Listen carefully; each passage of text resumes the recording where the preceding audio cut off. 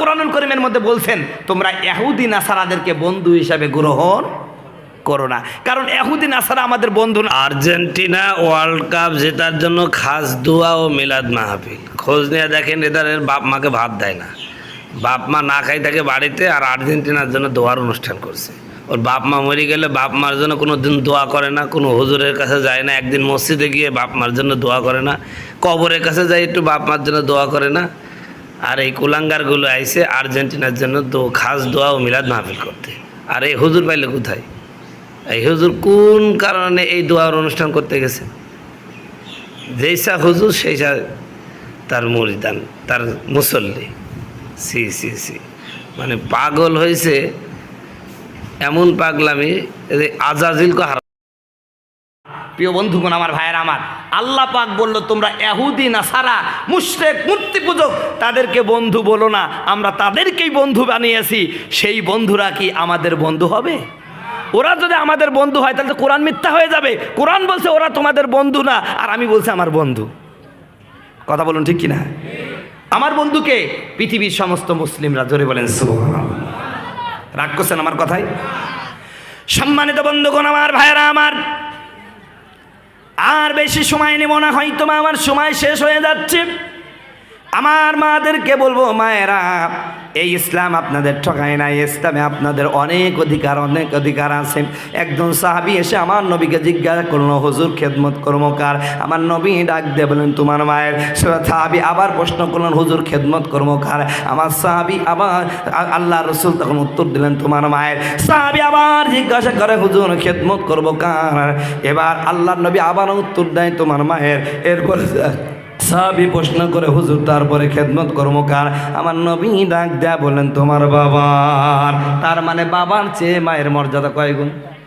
আরো জোরে বলেন কয় গুণ? এখন আপনারা প্রশ্ন করতে পারেন, হুজুর বাবার চেয়ে মায়ের মর্যাদা 3 গুণ বেশি কেন? কারণটা কি?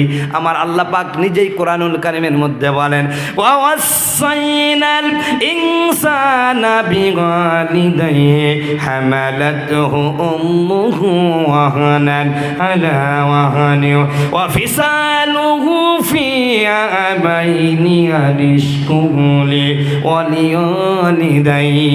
জোরে বলুন আল্লাহু আকবার। আমি গোটা পৃথিবীর সমস্ত মানব মণ্ডলকে কথা নির্দেশ দিয়েছি, তারা যেন তার মা বাবার খেদমত করে, মায়ের খেদমত করে। কারণ তার মা কষ্টের পর কষ্ট সহ্য করে তাকে লালন পালন করেছে, তাকে 2 বছর যাবৎ দুধ পান করিয়েছে। বলেন সুবহানাল্লাহ। এখন আপনারা বলেছেন, আপনাদের মধ্যে প্রশ্ন হয়েছে, হুজুর পুরুষের তুলনায় বাবার তুলনায় মায়ের মর্যাদা 3 গুণ বেশি। কারণ হলো 3টা কষ্ট মাই সহ্য করে, বাবা কিন্তু সহ্য করে না। তার মধ্যে 1 নাম্বার কষ্ট হলো মা সন্তানকে 10 মাস 10 দিন পেটে ধারণ করে, বাবা এই কষ্টটা সহ্য করে না। এই জন্য আল্লাহ রাব্বুল আমিন বাপের চেয়ে 1 গুণ মর্যাদা দিলেন। বলেন সুবহানাল্লাহ। এরপরে এই সন্তানটা 10 মাস 10 দিন পরে যখন এই দুনিয়ায় ভূমিষ্ঠ হয়, সন্তান প্রসবের যেই বেদনা, সন্তান প্রসবের যেই ব্যথা, একজন মা ছাড়া কেউ জানে না। বর্তমান চিকিৎসা বিজ্ঞান বলছে, মায়ের প্রসব বেদনার সময় একজন মা যে পরিমাণ কষ্ট ব্যথা সহ্য করে, ওই ব্যথাটা যদি 3 জন পুরুষের মধ্যে ভাগ করে দেওয়া হয়, জায়গায় স্ট্রোক করে মারা যাবে। আমার বন্ধুগণ, আমার ভাইয়েরা, এই কষ্টটা কিন্তু বাবা সহ্য করে না, মা সহ্য করে। কথা বলুন ঠিক কিনা? এই জন্য আল্লাহ রাব্বুল আলামিনের হাবিব বলেছেন, মায়ের গুণ আমি 2য় গুণ বাড়ালাম। এই কষ্টটা মা সহ্য করেছে, এই জন্য আমার আল্লাহ পাক বলছেন, এ সন্তান খবরদার খবরদার, তোর মা কষ্টের পর কষ্ট সহ্য করে তোরে লালন পালন করেছে, অতএব 10 মাস 10 দিন পেটে ধারণ করেছে, এজন্য 1 গুণ মর্যাদা। এরপরে সন্তান ভূমিষ্ঠ করলো, 2 গুণ মর্যাদা। এরপরে এই সন্তানটা ভূমিষ্ঠ হওয়ার পরে 2.5 বছর 3 বছর যাবৎ মা তাকে কোলে পিঠে করে দুগ্ধ পান করায়। এজন্য আল্লাহ রাব্বুল আলামিন এর বিনিময়ে আরেকটা মর্যাদা বাবের চেয়ে দিয়ে দিলেন। বলেন সুবহানাল্লাহ। যেমন আল্লাহু আকবার। আমার মা, অতএব আজকে তোমাকে নারী স্বাধীনতার নাম করে যারা তোমাকে রাস্তায় বের করতে চায়, আসলে তোমার ওরা স্বাধীনতা চায় না, ওরা ফ্রিতে তোমাকে ভোগ করতে চাই। ঠিক কিনা? গত বছর মনে হয় বলেছিলাম, বোধহয় আপনাদের মনে আছে, আমি বলেছি প্রত্যেকটা শিয়াল চায় মুরগির স্বাধীনতা। কথা বলছে না, কথা বলছে না। কারণ মুরগি যত স্বাধীন হবে লাভ কার? আরো জোরে বলেন কার? ঠিক, মেয়েরা যত স্বাধীন হবে, যত রাস্তায় বের হবে, কিছু বখাটে যুবকের সুবিধা হবে। কথা বলুন ঠিক কিনা? এজন্য ওরা বুরখা দেখতে পারে না। কলেজ ভার্সিটিতে কিছু কুলাঙ্গার শিক্ষক আছে, মাঝে মাঝে হিজাব দেখলে তাদের চুলকানে উঠে। একদিন এক শিক্ষক বলল, ছাত্রীরা মেয়ের মতন, আজ শিক্ষক তার বাবার মতন, অতএব বাবের সামনে মেয়ের পর্দা করা লাগে না। পরের দিনই দেখলাম এক শিক্ষক তার ছাত্রীকে নিয়ে উঠাও। কথা বলছে না কেন? আচ্ছা, কথার সাথে মিল হইলো। ও বলল কি, ছাত্রীরা মেয়ের মতন, শিক্ষক বাবার মতন, তো বাপ তার মেয়েকে নিয়ে পালালো কেমনে? কথা করছে না কেন? বাপ কেমনে নিয়ে পালালো? ওই লুচ্চামি বাদ দাও, পর্দা ফরজ, পর্দা ফরজ। কথা বলুন ঠিক কিনা? প্রিয় ভাই সব আমার, বড় দুঃখ লাগে, মাঝে মাঝে আমরা শুনতে পাই যে আমার মেয়েরা বুরখা পড়লে তারা বিভিন্নভাবে তারা হয়রানির শিকার হচ্ছে।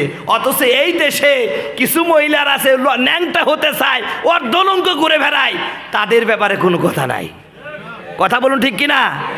আরে তোমার পোশাক যা ইচ্ছা পড়বা, কিন্তু আমার বোন যে বুরখা পড়তে চায়, সেই বুরখা যারা খুলে নিতে চায়, ওরা জাতীয় বখাটে এবং ইফতিজার। কথা বলুন ঠিক কিনা? সম্মানিত বন্ধুগণ, আমার ভাইরা, আমার মাদেরকে বলবো, মা, ইসলামে তোমাদের অবদান অপরিসীম, অপরিসীম, অপরিসীম। আর তোমরা ইসলামের জন্য নির্যাতন শুধু এই সুমায়া না, তোমাদের পূর্ব উত্তরের অসংখ্য নারী আছে যারা ইসলামের জন্য জীবন দিয়েছে। বলেন সুবহানাল্লাহ। আর একটা ঘটনা বলি আপনাদের, তাহলে বুঝতে পারবেন যে ইসলামে পুরুষের তুলনায় নারীরা কি পরিমাণ কষ্ট সহ্য করেছেন। ফেরাউনের নাম শুনছেন? শুনছেন? এই পৃথিবীতে সবচেয়ে সুপ্রতিষ্ঠিত সম্রাট ছিলেন ফেরাউন। 700 বছরের প্রতিষ্ঠিত সম্রাট তিনি। কয়শো বছর? আরো জোরে বলেন। 700 বছরের প্রতিষ্ঠিত সম্রাট ফেরাউন। তারপরও ক্ষমতা আছে না গেছে? জোরে বলেন। ক্ষমতা চিরস্থায়ী না ভাই। এই যে আমি এখানে চেয়ার পেয়েছি, আমি যদি মনে করি আমি হাম, ভুল হবে, কারণ আর 1 ঘন্টা পর আমাকে বলবে হুজুর নামো। কথা বলুন ঠিক কিনা? কারণ এ চেয়ারটা খুব স্বার্থপর, এ কাউকে স্থায়ী থাকতে, এই জন্য ক্ষমতার অপব্যবহার করবেন না। অনেক একটু ক্ষমতা পেয়েই দেখি আলেমদের বিরুদ্ধে বিষোদ্গার করে। যারা আলেমদের বিরুদ্ধে কথা বলে, আলেমদের দোষ খুঁজে, বুঝতে হবে এদের জন্ম সম্পর্কে অন্যরকম সমস্যা আছে। কথা বলুন ঠিক কিনা? যাদের জন্ম ভালো, ওরা আলেমদের বিরুদ্ধে আঙ্গুল তুলবে